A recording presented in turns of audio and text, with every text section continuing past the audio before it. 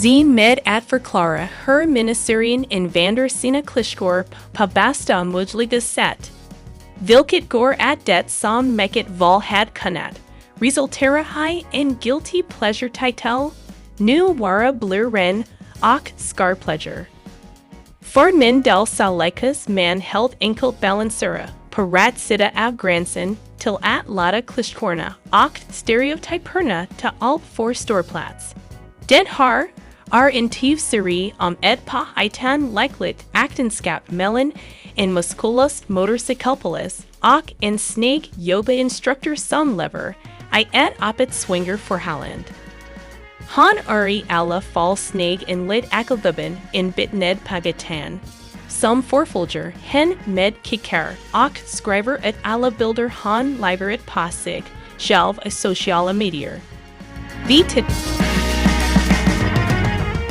tar slapsteremet in i handlingen den dag ett net par flitter in i huset bredvid våra snygga swingers.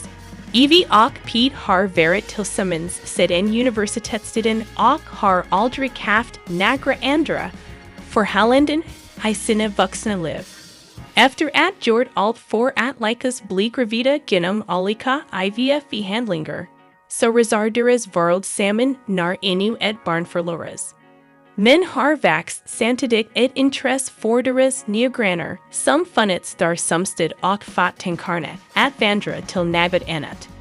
Faktumet att alla våra huvudkaraktärer dessutom bar på en hemlighet, där vi exempelvis får se hur Heugans karaktär känner sig tvingad att dra en extra finger på minst sagt tvivelaktiga metoder kritter var övergripande berättelse. Vi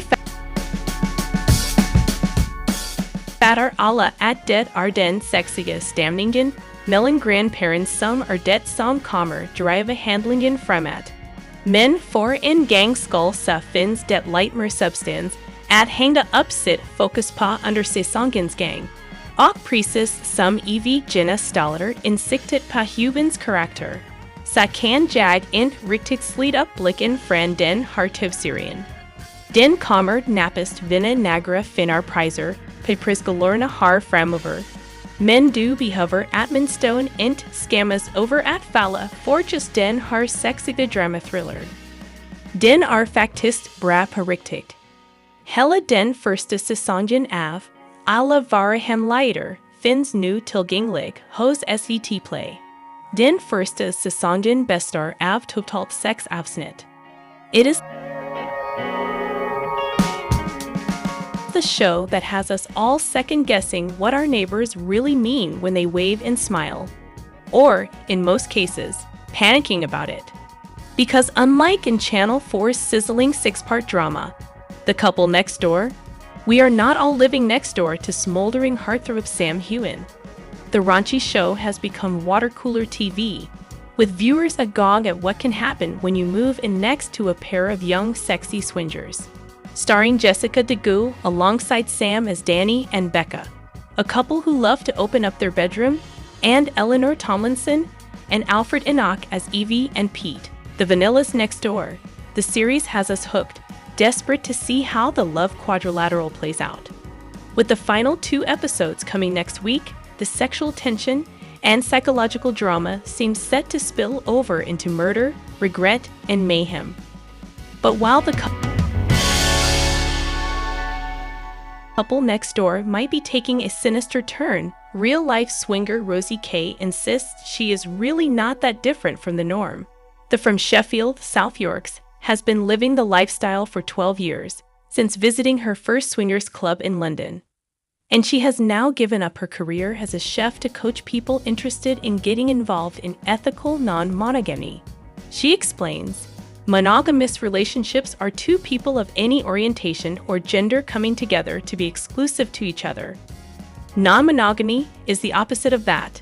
And ethical non-monogamy is when you decide to open up your relationship in any form, but it's done with consideration. It's a joint decision. Swinging has always had an image problem, though.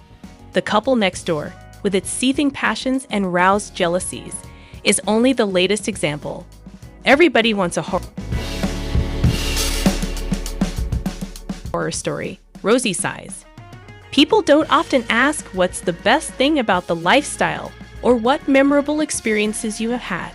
They all want the negatives because sometimes people want that confirmation of, you can't have it that good. To most of us, swinging calls to mind suburban parties with keys chucked into a bowl, then fished out to claim someone else's wife. It's pampas grass, which myth holds is the swinger's secret signal, standing swishy in gardens, or not very glamorous middle-aged couples escaping threadbare marriages by diving into a bit of debauchery on a white clean surface.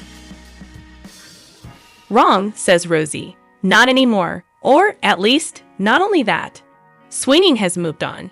It isn't just lighting up our evenings on Channel 4, it's coming out of the shadows for real.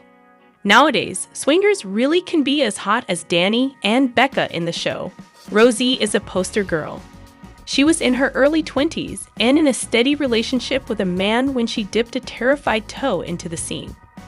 I've always identified as bisexual, she says.